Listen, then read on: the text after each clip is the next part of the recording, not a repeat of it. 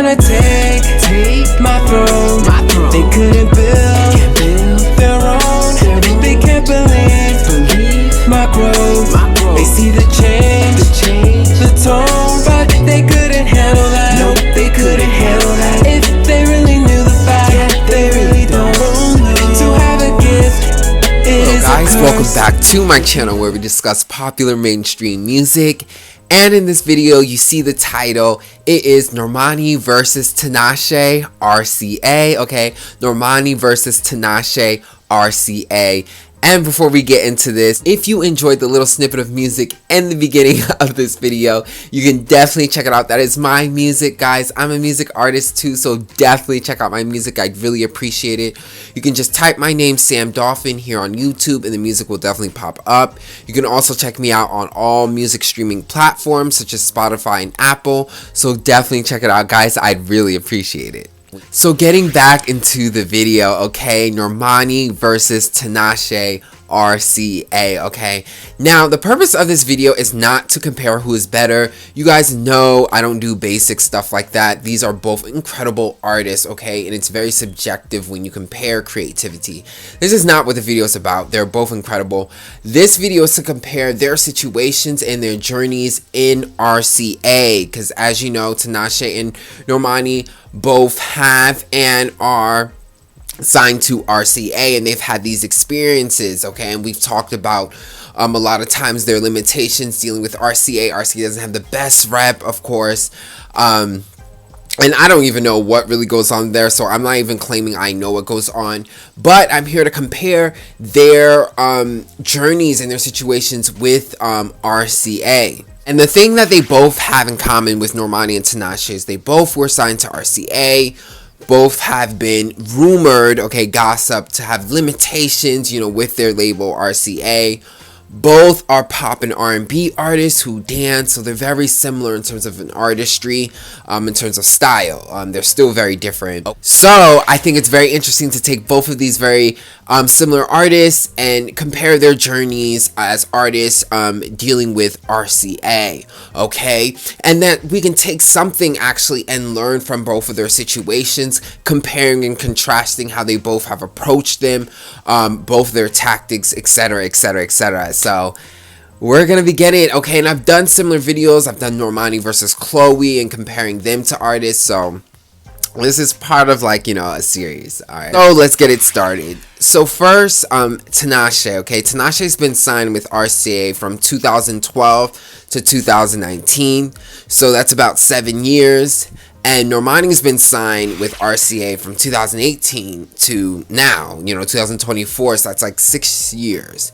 Okay, so they've been signed to RCA for about the same amount of years. Of course, Tinashe is no longer signed to RCA, and she is now going independent, and she is flourishing, which we'll get into. So with Tinashe, her being with RCA, and she left 2019, she has had 3 albums. Okay, so Aquarius, Night Ride, and Joyride. Okay, and so Aquarius, Night Ride, and Joyride. So she's released 3 albums, and Normani has released 1 album, which is her present album, Dopamine. Okay, and Normani has done a lot of important collaborations as well too, and singles, but this is her first official album, full album. Okay, and very, very, very interesting, okay, because they've been around the same time, but Tinashe has put out more albums. But what's very interesting with Tinashe is Tinashe started out with Aquarius, which Aquarius did really well, had that hit song Tuon, and she's released a bunch of other singles, and she's had performances. So Aquarius, that era went well, aside from the fact that she didn't like her cover album. You know, Aquarius went pretty well, and then Night Ride, okay, this was the dip, okay? And this dip is very important to understand because Night Ride was a very R&B, alternative R&B sounding, had a very dark, cool R&B sound, which was amazing. However, it's not what RCA wanted to promote. They wanted to promote Tinashe more, the pop star. So I feel like in Night Ride got very little promotion, almost to the point that RCA didn't even consider it an album. Yes, it got little promotion, very little push. And the reason why this is significant because because Tinashe wanted to be R&B, this is why they're not promoting her. So I feel like a big pattern here is that RCA is only really invested in pop stars and hip hop stars. I think when it comes to other sounds, they do not push as hard. So that's the first dip, going from Aquarius to Night Ride. And then in Joyride got a bigger push. It got more videos. And this is when she actually did the pop songs, did the pop music they wanted. But by then I feel like the damage was kind of done. The momentum was kind of done. And it still didn't get the same push that Aquarius got. I think it's important to see this pattern with RCA, that they have a specific sound that they go for, and when an artist doesn't want to, they don't give them that push. And I think that's an important key thing, because it may not always be just, RCA just doesn't want to push these artists. Maybe they initially do, that's why they get the push.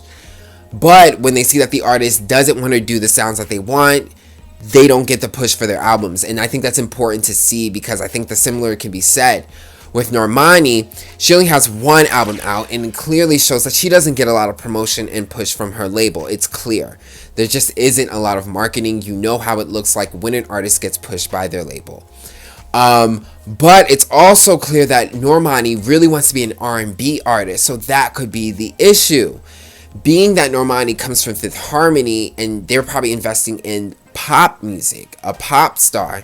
Normani went into new R&B. That's probably why she didn't get a lot of push. If you look at Waves, that R&B sound, I remember when that first single, this is way back when she first got signed with RCA. And Waves, that's the song she wanted to push for and go for, but it got very little promotion, very little push. And again, it was an R&B sound. That could be because of the the creative differences in terms of where they want to go sonically. And even Normani has made it known that she didn't even want to do Motivation. She didn't like that song. And that clearly is what RCA wanted her to do. And Motivation is clearly a pop song. They clearly wanted her to do pop.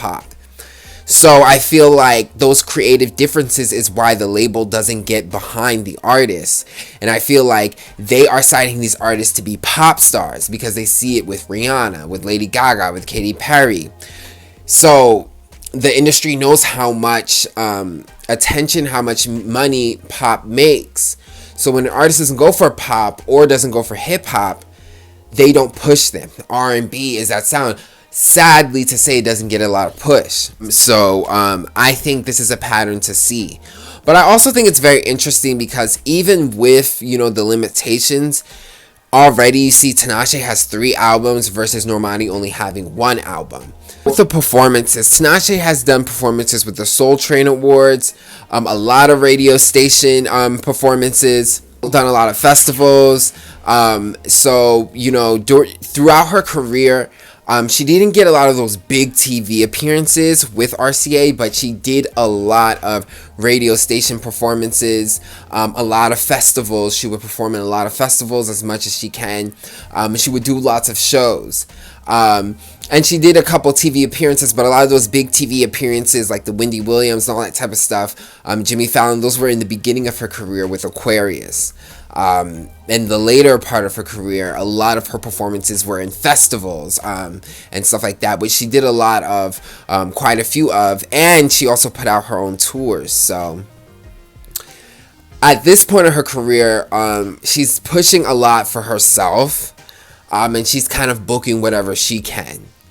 And to me, I always appreciated Tinashe because even though she couldn't get those big performances, she'd always perform wherever she can. If it was like a more of a radio station performance, hosting a performance or a festival, she always performed and put herself out there, and I kind of liked how she supported herself. So she already really acted like an independent artist in a sense when she wasn't getting her big support from the label. As you saw the TV performances kind of disappearing in the later part of her career. And with Normani, same thing, almost similar. She has quite a few award shows with the VMAs, and a couple of TV performances with Jimmy Fallon. But aside from that, she hasn't done much. She hasn't done any festivals really. I remember she did a Lollapalooza festival, but not as consistent. And that's another thing. Like, I feel like another pattern we're seeing here is that even with what Tinashe can do, she kind of stretches it. Okay, you know, I might not get a push, but I'm gonna do a festival. I might not get, you know, Good Morning America, but I'm gonna do, like, you know, a radio station performance. Like, she always utilized whatever she could, which is why she garnered more content. Okay, just more performances, more albums, more stuff. Whereas Normani, with what she can do, she can still do festivals and like concerts and stuff like that. She didn't really do that. She didn't really take advantage of like the festivals and those little performances that she can do outside of their label, but being in RCA. So Tinashe, outside of her label support, but still being signed to RCA, she's also put out music in SoundCloud. She put out 3 mixtapes. Okay, and she also supported her own tour. Okay, when it comes to Normani, outside of her label support, she has endorsed her own music videos. She has put out her own little events, and you know, she's done endorsements and stuff like that. Lots of photo shoots and endorsements. Overall, Tinashe to me was always going to be very successful, because to me this is a prime example that even though she was getting limitations from her own label, she still put out her own mixtapes, her own music on SoundCloud. She saw that she couldn't release her music the way she wanted to, so she chose her own platforms to do it freely. So that's what I liked about Tinashe. That's what I really like about Tinashe, is that she knows how to utilize her own opportunities. So regardless with the label or not, she's still going to do what she has to do. So she's not gonna wait. So on top of having 3 albums released in the span of 7 years, which isn't too bad, she also had 3 mixtapes on top of her 3 albums. So technically 6 music projects in the span of 7 years.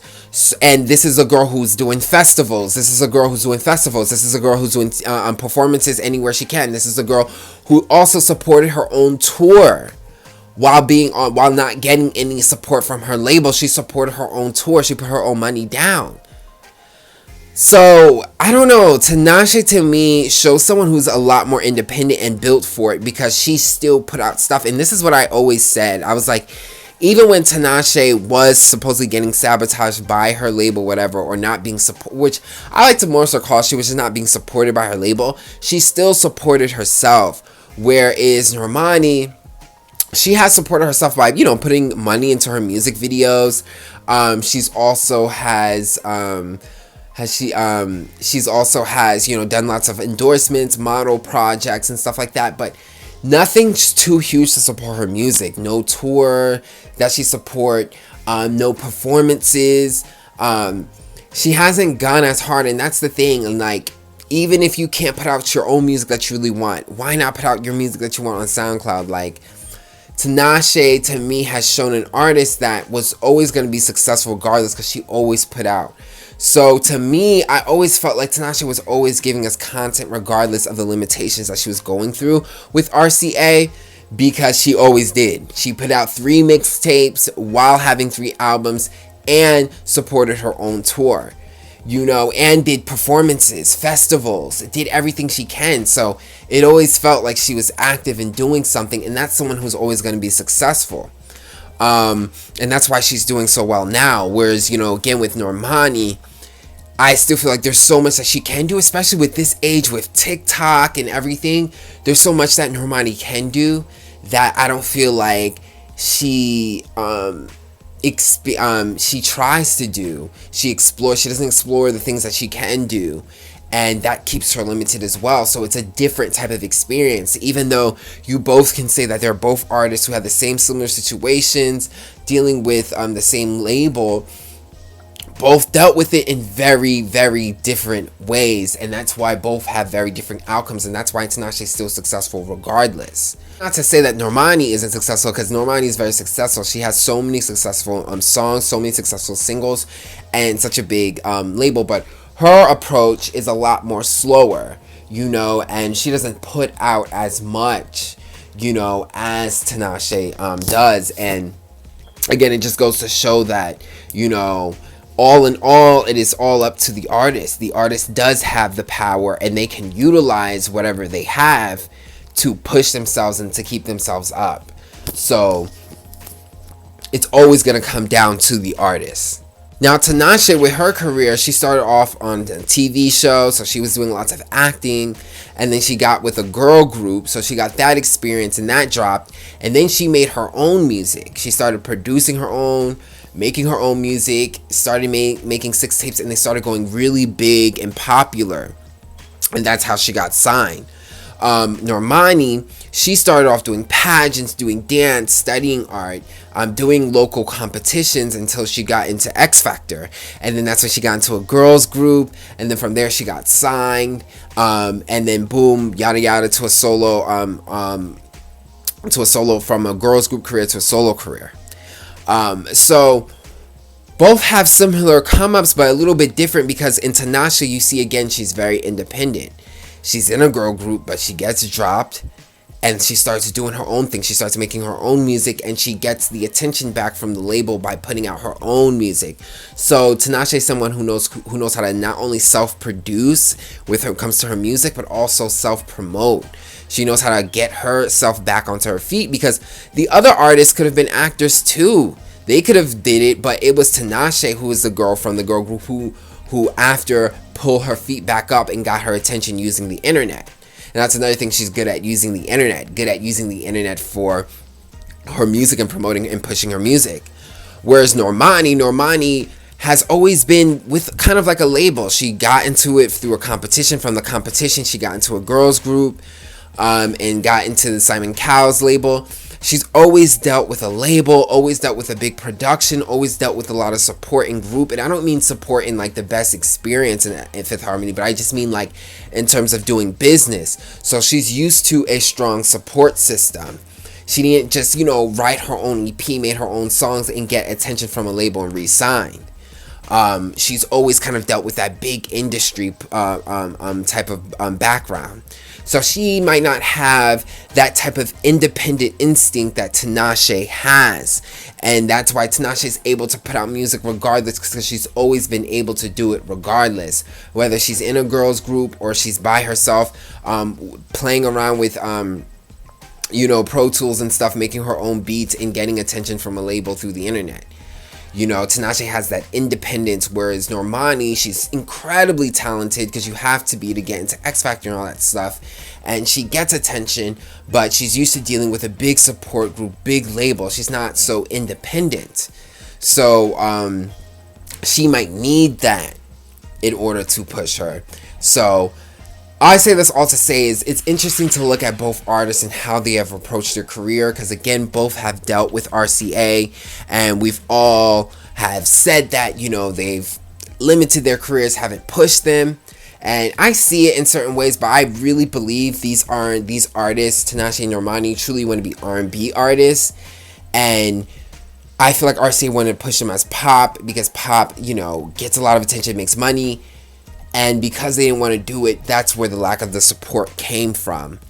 But seeing both of these artists both deal and handle with it in different ways. And Tinashe proves to be a very independent artist. And regardless of the situation, she's going to put out music. She's going to put out content. She's going to support herself. And it shows how she was able to get dropped from a girl group and then write her own music on her own and get attention from a label.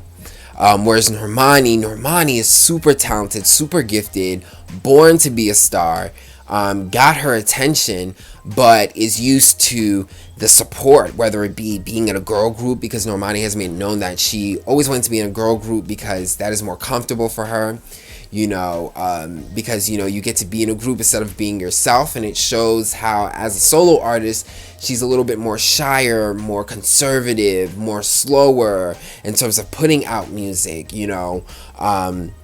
A lot of people can say it's RCA, but even with Tinashe dealing with RCA, she was still able to put out 3 albums. So Normani can be more conservative, take more time with putting out music. And there's nothing wrong with that. Every artist does things in different pace. Some artists put out a lot, some artists don't. you know, but each artist has their own approach.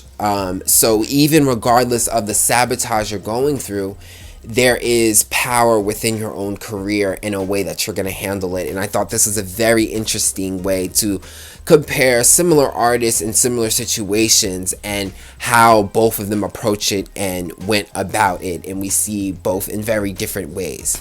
Both very talented girls. But I hope you guys enjoyed this video. Okay, Tinashe and Normani, very talented pop R&B artists, and come back for the next. And thanks for watching, and definitely check out my music as well too. Okay, a link is in the description box, and I'll check you guys out on the next video.